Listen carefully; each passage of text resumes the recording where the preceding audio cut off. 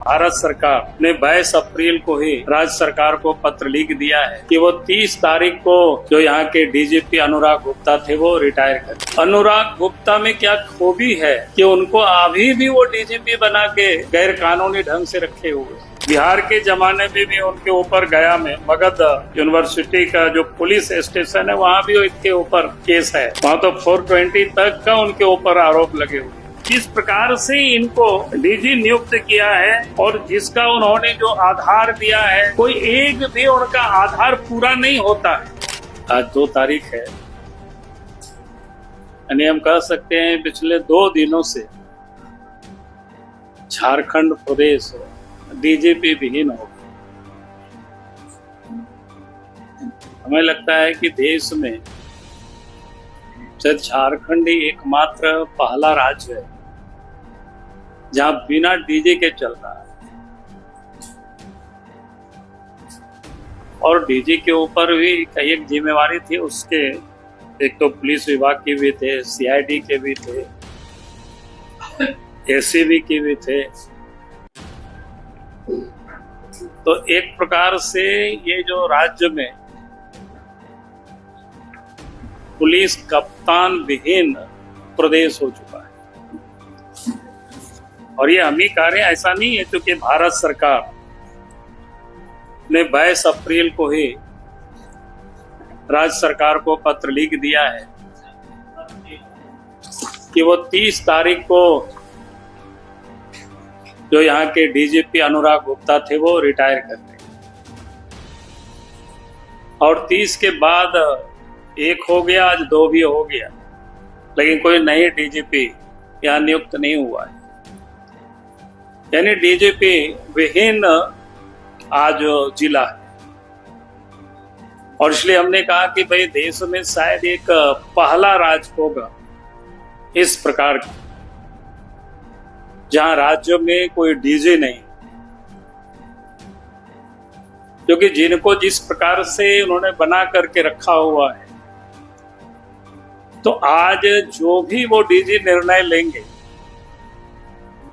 DG के रूप में तो बिल्कुल वो विधि सम्मत नहीं होगी, कानून का वो बिल्कुल विपरीत होगा और ऐसे पदाधिकारी अगर कोई भी निर्णय लेते हैं तो आप समझ सकते हो उसका दूरगामी प्रभाव पड़ता है। उसका निर्णय कहीं से भी युक्ति संगत नहीं होगा, लीगली नहीं हो सकता है क्योंकि लीगली वो आज की तारीख में डीजी वो नहीं है।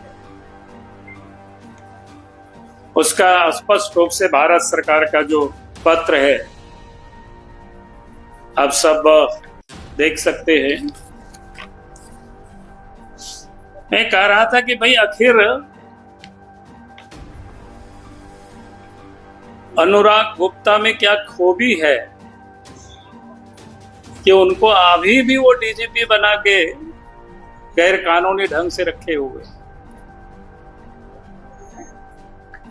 और ये व्यक्ति के बारे में थोड़ी जानकारी लीजिए। जब बिहार के जमाने में भी उनके ऊपर गया में मगध यूनिवर्सिटी का जो पुलिस स्टेशन है वहां भी इनके ऊपर केस है। वहां तो 420 तक का उनके ऊपर आरोप लगे हुए। जो पुलिस अफसर एक भ्रष्टाचार पक्षपात करने के आरोप जिनके ऊपर हो,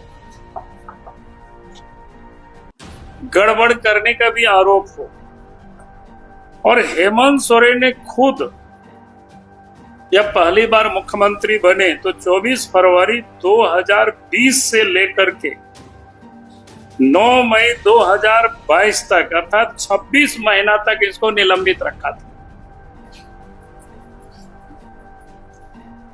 कोई दूसरे लोगों ने कोई निलंबित नहीं रखा था, हेमंत सोरेन ने रखा था। और जो व्यक्ति 26 महीनों तक निलंबन रहा और उसके बाद निलंबन समाप्त हुआ तब फिर हेमंत सोरेन ने फिर नियुक्ति दिया। यानी जिनको 26 महीनों तक निलंबित रखा, आज उनके प्रति आखिर ये सारे जो प्रेम का क्या कारण है या क्या मजबूरी है उनको डीजी बनाए रखने के लिए जो एड़ी चोटी का लगाए हुए हैं,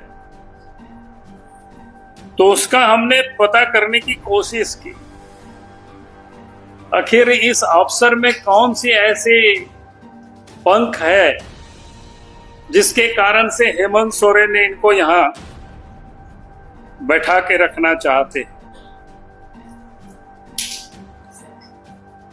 तो मैं आज चाहता हूं कि वो सस्पेंशन भी थोड़ा मैं समाप्त करूं ताकि आप सबको ध्यान में आ जाए।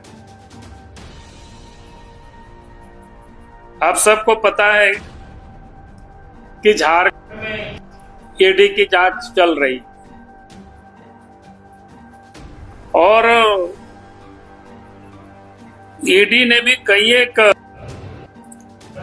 की उन्होंने खुलासा किया और उस भ्रष्टाचार में जो भी लोग शामिल है उन सब लोगों को के ऊपर प्रोसिक्यूशन सैंक्शन के लिए जो ईडी ने लिखा है उसमें से लगभग 10-12 अफसर हैं। लेकिन आज तक उन सारे मामलों को रखना, आज तक सरकार ने उसका सैंक्शन नहीं दिया है, बल्कि जो ईडी के द्वारा जो गवाहें थी उन्होंने कई एक गवाहों को के ऊपर दबाव डालना, कई एक के ऊपर तो केस करके जेल में भी डाल दिया ताकि ये जो पेडिकेंट ऑफेंस होते हैं कि उसको समाप्त करना, यानी जो उनके हिसाब से जो बयान नहीं देंगे फिर उनके ऊपर केस करना। पूर्व में भी आप सबको जानकारी है कि ईडी को डेमोरलाइज करने के लिए उन्होंने क्या क्या किया था कि ST/SC एक्ट के तहत यहां मुकदमा भी दर्ज किया गया। वो आप सबके संज्ञान में सिर्फ मैं लाना चाहता हूं, क्योंकि जिस प्रकार से इनको डीजी नियुक्त किया है और जिसका उन्होंने जो आधार दिया है, कोई एक भी उनका आधार पूरा नहीं होता है। क्योंकि इनको चुनाव के पहले इनको एक प्रभारी डीजी बनाया था, आप सब लोगों के जानकारी के लिए। लेकिन इनके ऊपर जो इतनी सारे जो यहाँ फ्रॉड हो, गड़बड़ करने वाला व्यक्ति हो, तो इलेक्शन कमीशन ने इनको हटाया और हटाने के बाद भी आपके संज्ञान में मैं लाना चाहता हूं, जो इससे पूर्व के जो डीजी थे उनको भी प्रभारी बनाया था, लेकिन इलेक्शन कमीशन ने उसको नहीं माना और उसको फिर अस्थायी डीजी बनाया गया, पूर्व के जो डीजी थे। और फिर चुनाव जैसे समाप्त होता है और चुनाव समाप्त होने के बाद हेमंत सोरेन की सरकार, हेमंत सोरेन के नेतृत्व में जैसे ही सरकार बनती है, 28 नवंबर 2024 को फिर से इनको प्रभारी डीजी बनाया जाता है और 2 फरवरी 2025 को इनको रेगुलर डीजी बनाने की घोषणा की जाती है। मैं ये बात इसलिए कह रहा हूं क्योंकि ये 6 महीना का भी वो कोई समय नहीं होता है और इसलिए जो भारत सरकार का मंत्रालय है उन्होंने साफ तौर पर सारे विषय को उन्होंने लिखा है, जितनी भी प्रकार के वो परीक्षण हो सकता है कि वो डीजी रह ही नहीं सकते। और अखिल भारतीय जो सेवा नियमावली है 1958, नियम 16(1) के तहत आईपीएस अधिकारी की सेवानिवृत्ति की आयु वो 60 साल निर्धारित है और उसके हिसाब से 30/4/2025 को सेवानिवृत्त होने वाले हैं। तो भारत सरकार ने इनका सेवा विस्तार यानी आगे नहीं दिया, यानी समाप्त कर दिया, और इसके बाद भी इनको बनाए रखे हुए। तो आप सबके संज्ञान में ये सारे विषय लाना था।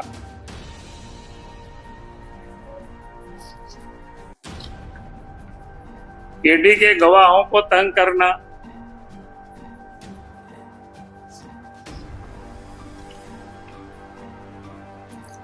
और आप सबके जानकारी के लिए कि इस प्रदेश के अंदर में जब से अनुराग गुप्ता डीजीपी बने हैं तब से कोयला की चोरी में बेहताशा बढ़ोतरी हुई।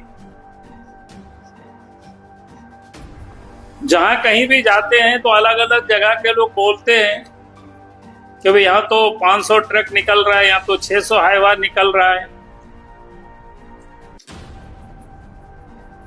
तो जब दूसरे जगह जाते हैं बोलता है कि सर आपको तो ये पता ही नहीं है, यहां से तो इतना हाईवा निकलता है।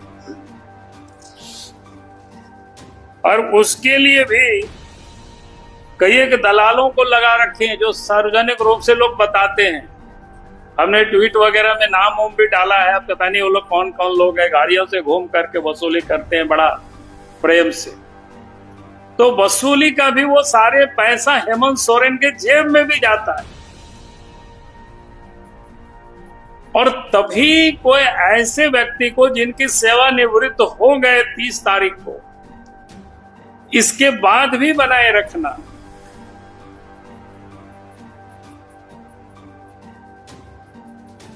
तो ये आप समझ सकते हो कि आज झारखंड बिना डीजी के चल रहा है, तो इस राज्य का क्या होगा स्थिति। इसलिए मैं हेमंत सोरेन जी से कहूंगा कि भाई आप बिना विलंब किए आप यहां राज्य में नए डीजी को आप नियुक्त करिए, क्योंकि जब तक कोई डीजी नहीं है तो उनके निर्णय को कैसे माना जाएगा, कानूनी या लीगल है। सीआईडी के डीजी नहीं है, एसीबी के डीजी नहीं है, पुलिस के डीजी नहीं है, ये कैसे चलेगा। और हमने तो तहकीकात भी किया कि भाई देश में भी कहीं कोई ऐसी घटना है कि आज तक कोई भी इतिहास में नहीं मिला कि इस प्रकार की कहीं कोई घटना हो, जो व्यक्ति रिटायर कर गए और फिर उसको बैठाए हुए काम पर। तो आज लगा कि मैं आप सबके समक्ष ये सारे बिंदु को रखा हूं। बाकी मैं डिटेल इनसे कहूंगा कि ये पूरा पत्रक थी, जो कि मैंने खाली आपको बीच बीच का कंटेंट बोल दिया, आपको लिखने में कोई दिक्कत नहीं हो।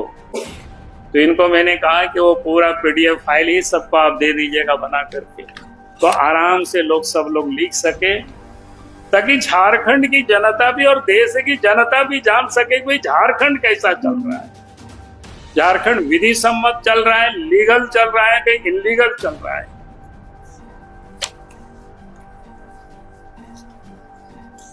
चलिए, बहुत बहुत धन्यवाद।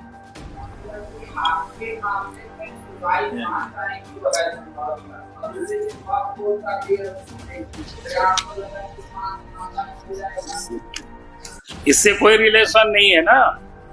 अब तो भारत सरकार ने उनकी सेवा समाप्ति का पत्र डाल दिया, उससे क्या होता है भाई। आज तो उनके यहाँ कोई उनको स्वीकृति तो नहीं दी गई है। 22 तारीख को ही पत्र सरकार ने लिख दिया है राज्य सरकार को, चीफ सेक्रेटरी को।